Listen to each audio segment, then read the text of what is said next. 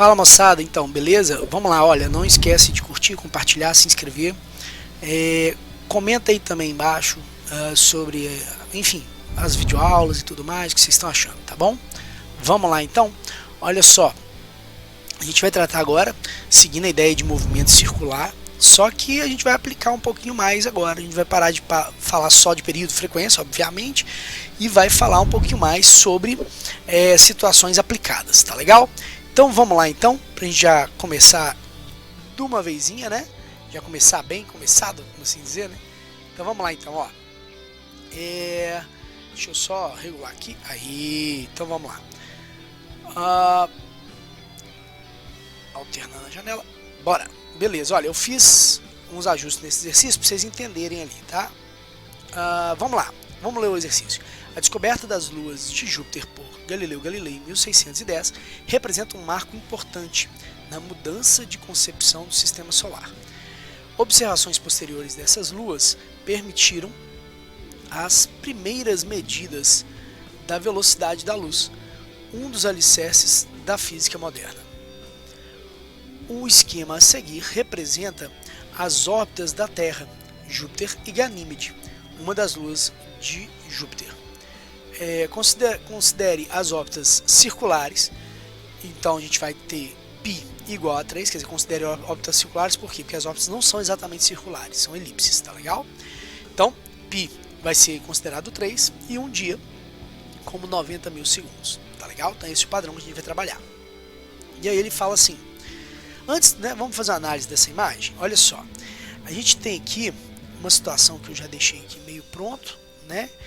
Mas o desenho mesmo só tinha esse desenho aqui que vocês estão vendo, ó, tá? Então só tinha esse desenho no exercício. Eu fiz um recorte para a gente poder observar mais de perto a situação de Júpiter e Ganímede, tá legal? Beleza.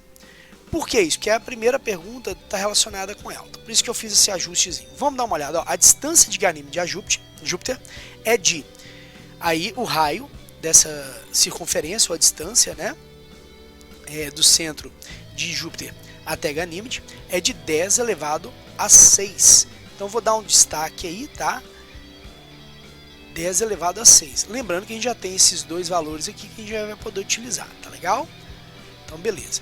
E ele fala assim, o período da órbita de Ganímede em torno da Terra é de 7 dias. O que é período mesmo? Período é o tempo que leva para fazer uma revolução, ou uma volta, ou enfim, algo se repetir, né? Um ciclo. Tá legal? Então ele está dizendo o seguinte, ele está dizendo pra gente que Ganímede está girando aqui, ó, ao redor de Júpiter, né? E nesse giro que ele faz, toda vez que ele completa um ciclo, tá legal? Ele leva 7 dias para completar esse ciclo. Então, esse é o nosso período. Período é uma medida de tempo para completar algo, nesse caso um ciclo, tá legal? Beleza, vamos agora pensar um outro detalhezinho aí. Olha só, aqui nós temos, ó, essa seta preta. Ele é o nosso raio, é esse cara que está aqui destacado, ó, beleza? Ele é o nosso raio, tá? Lembrando que raio e diâmetro tem diferenças, ok? Raio é a distância do centro até a borda da circunferência e o diâmetro é o valor da distância entre dois opostos nessa circunferência, tá legal? No caso seriam dois raios. Legal? Vamos seguir então. Aí olha, ele falou então essas coisas, falou assim, calcule a aceleração, então ele quer aceleração centrípeta, né? Então ele quer aceleração centrípeta em metros por segundo ao quadrado. Legal. Então para a gente poder fazer isso, a gente vai ter que lembrar duas expressões. Uma é que velocidade é igual a quem? 2 vezes π vezes r, ok? Sobre período. A gente tem também uma outra expressão para velocidade, tá? A velocidade também pode ser quem? Pode ser 2 π r f. Quer dizer, 2 π vezes o raio vezes a frequência, tá? Então a gente tem duas desse tipo de velocidade linear, quer dizer, a velocidade que ele faz essa órbita naquela linhazinha ali. Legal? E aí, o que eu quero que vocês percebam? Para poder calcular a aceleração, a gente vai ter que precisar dessas velocidades. Então isso significa que a aceleração para gente centrípeta, né? É igual a V quadrado sobre R, tá vendo? Vou até destacar esse detalhe aqui, ó, para a gente poder visualizar. Olha, a gente depende da velocidade, então a gente vai ter que calcular a velocidade. Como eu falei já que ele está tratando aqui de um período, o jeito para a gente achar a velocidade, o melhor, vai ser utilizando essa fórmula de velocidade que envolve o período dessa rotação, tá legal? Então vamos destacar isso aí, vamos seguir. Lembrando que, como ele falou também que é em metros por segundo ao quadrado, não pode estar em quilômetros, pelo menos na letra A, tá? Então vamos ter esse destaque aí. Vamos ter que trabalhar então. Período 7 dias, 1 dia, 90 mil segundos. Então a gente vai ter que transformar. E depois também transformar 10 elevado a 6 quilômetros para metros, para ficar condizente com essas unidades, metros e segundos, ok? Então, show! Vamos lá então, olha. Seguindo aí, vamos fazer então uma anotaçãozinha aqui, né? Primeiro período, que é de 7 dias.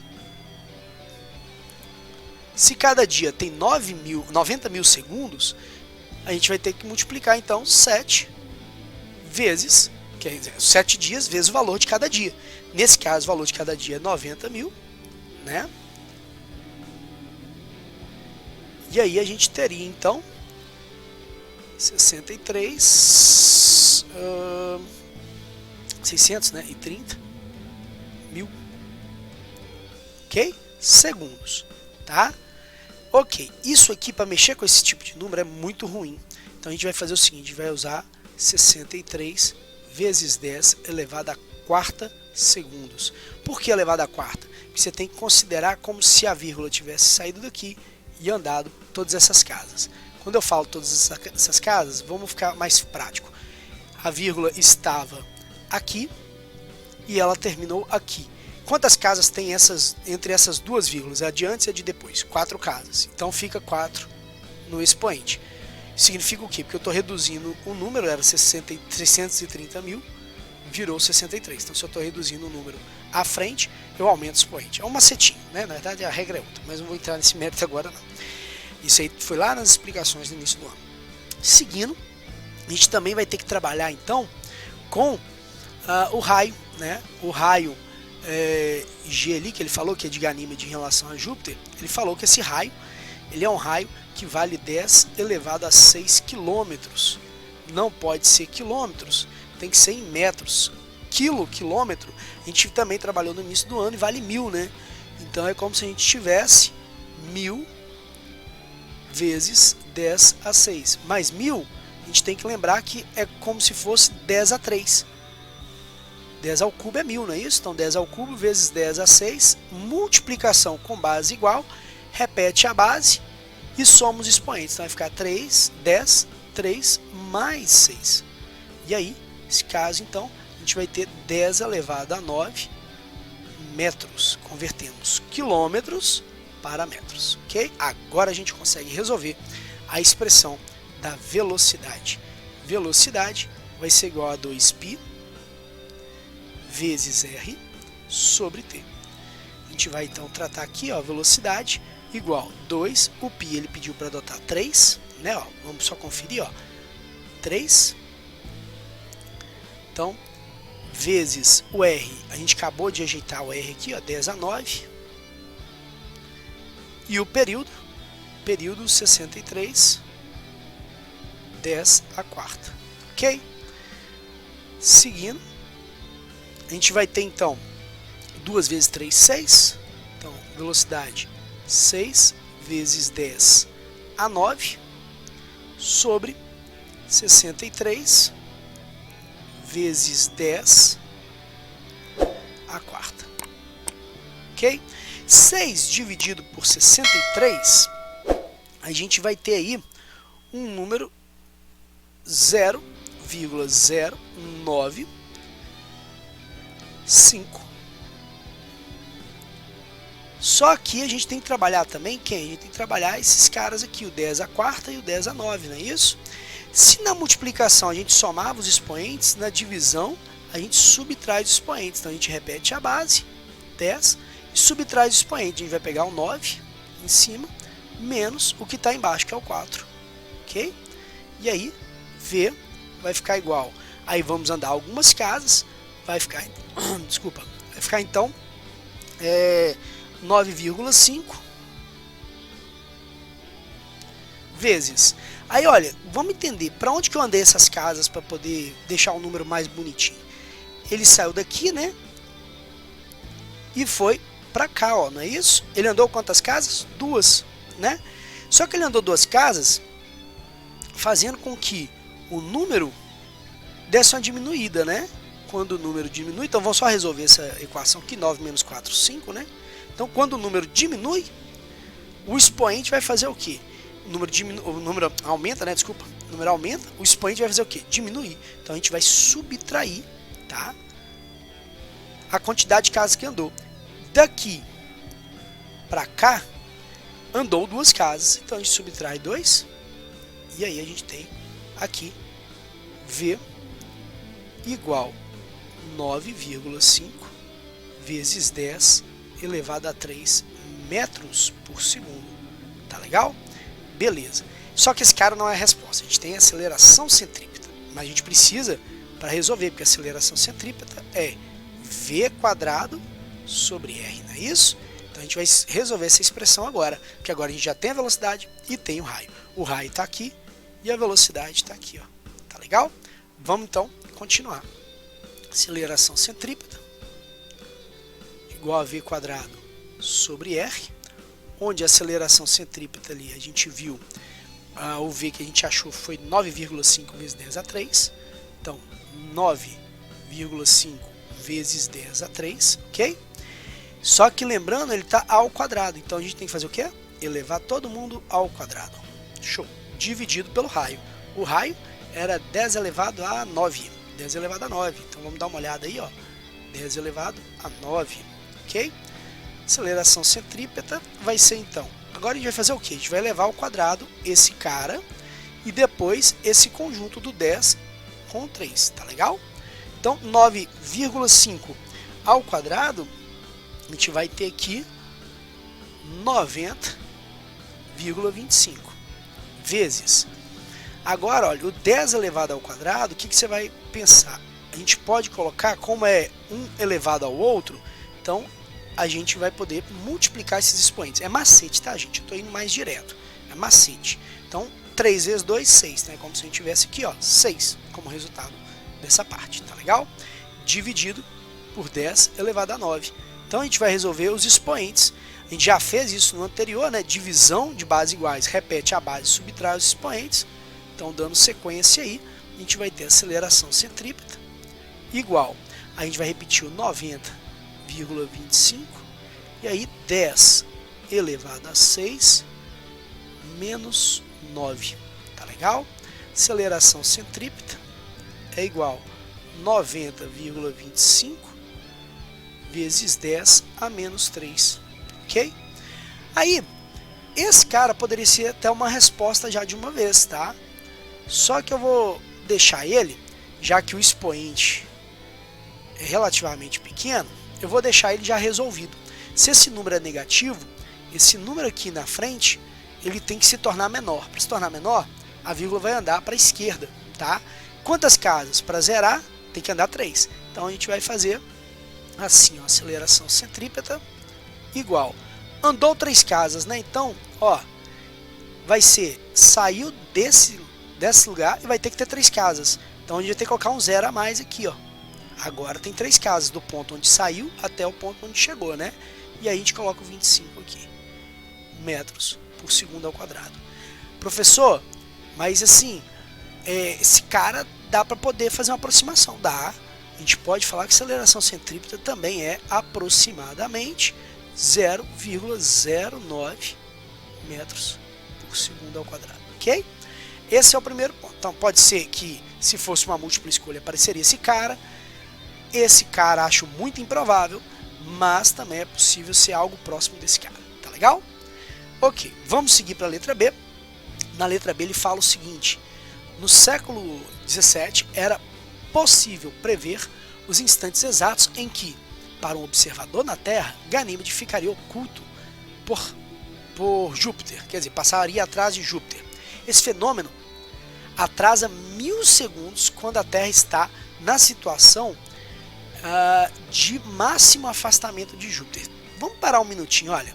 A gente tem dois pontos que a Terra pode estar ao redor do Sol e comparativo com Júpiter, né? Então, o primeiro ponto seria esse mais próximo, ok? Então, vou colocar aqui, ó, número 1 aqui, ó, pra gente lembrar que esse é o primeiro ponto. O segundo ponto é esse cara aqui, que é quando ele está no outro lado do Sol, tá legal? Então, o lado mais próximo de Júpiter e mais afastado de Júpiter, tá legal? E aí, olha que interessante. Quando era observado aqui, demorava-se um determinado valor, que quando era aqui, dava 1000 segundos de diferença. Faz sentido, porque a luz tem que percorrer uma distância maior, né? A luz que era refletida lá em Ganímede, ela tinha que passar e chegar até aqui, ó, nesse trecho. Vou fazer com uma outra cor aqui, que fica melhor. Nesse trecho aqui, ó, certo? Mas para chegar depois, quando a Terra estava no 2 ali, no ponto oposto, tinha que percorrer uma distância muito maior. Então essa distância aqui, ó, certo? Que ele percorria, para acontecer essa diferença de tempo era de 1000 segundos, ok? Legal. Então vamos destacar esse 1000 segundos como sendo um intervalo de tempo que demorava entre, que demorava entre uma observação e outra observação, né? Beleza, ó, pronto. Só que vamos ver, olha, este atraso é devido ao tempo extra despendido pela luz refletida por Ganímede para que cubra essa distância, que é o equivalente a quem? Agora é tranquilo de ver, olha, ele é o equivalente ao diâmetro da órbita da Terra.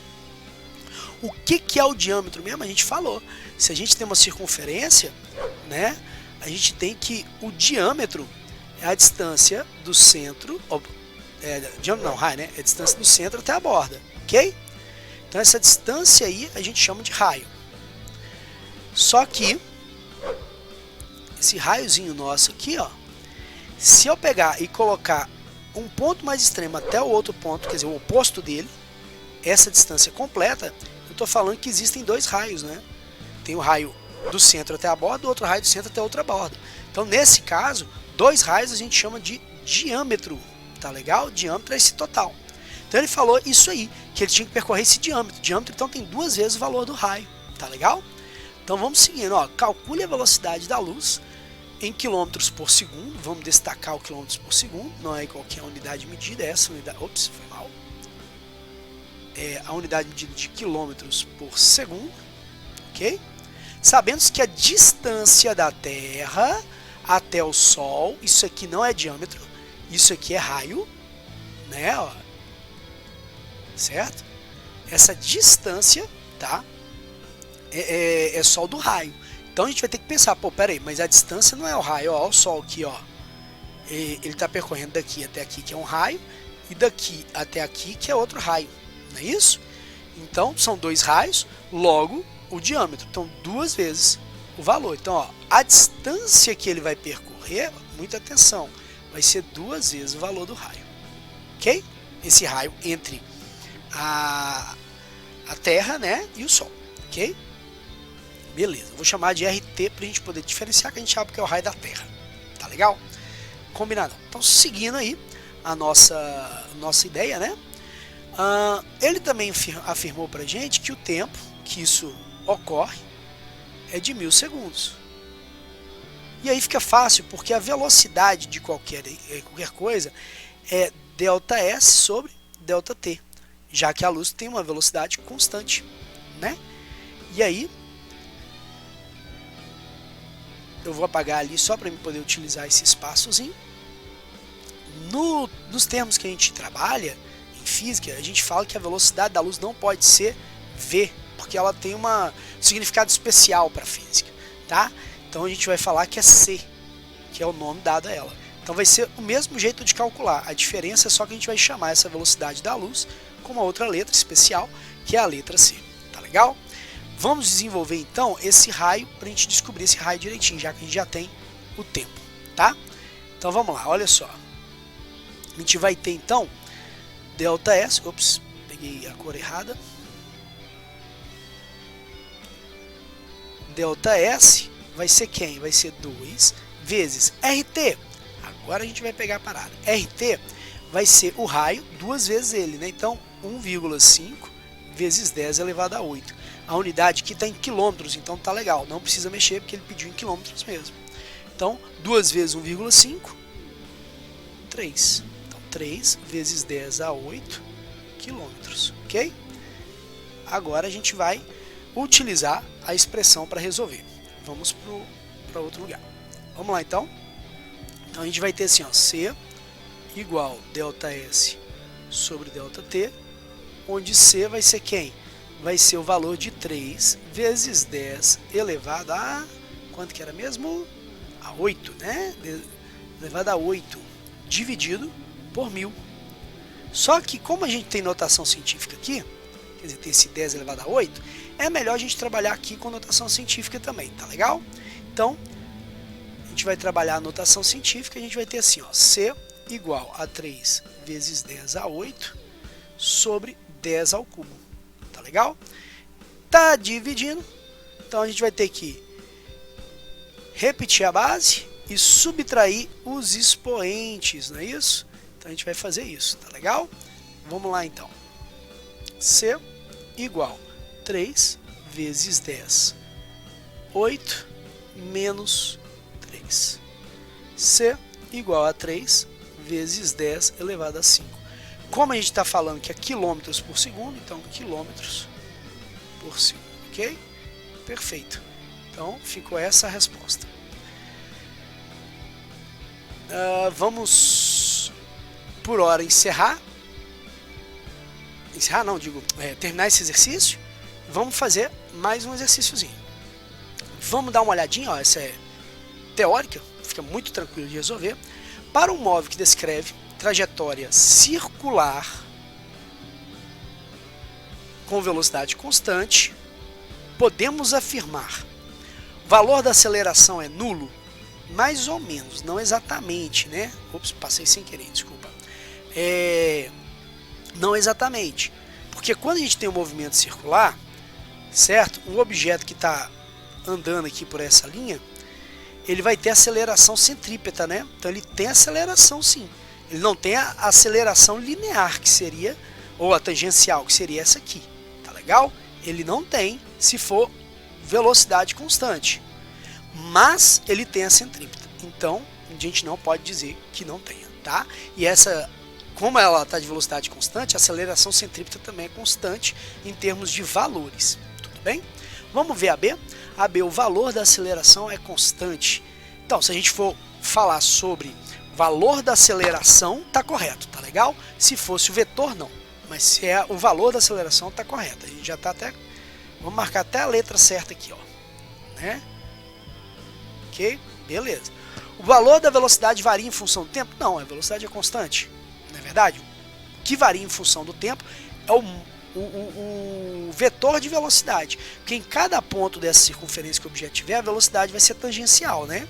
Então se ele estiver aqui, aí vamos supor aqui, certo? A velocidade vai ser tangencial. Muda-se a inclinação do vetor, mas o valor da velocidade ela é constante, ok? Logo, ó, tá até escrito aqui. Então é pegadinha, valor constante. Não existe essa não. O deslocamento é nulo para qualquer intervalo de tempo? Não. Não é para qualquer intervalo de tempo, não.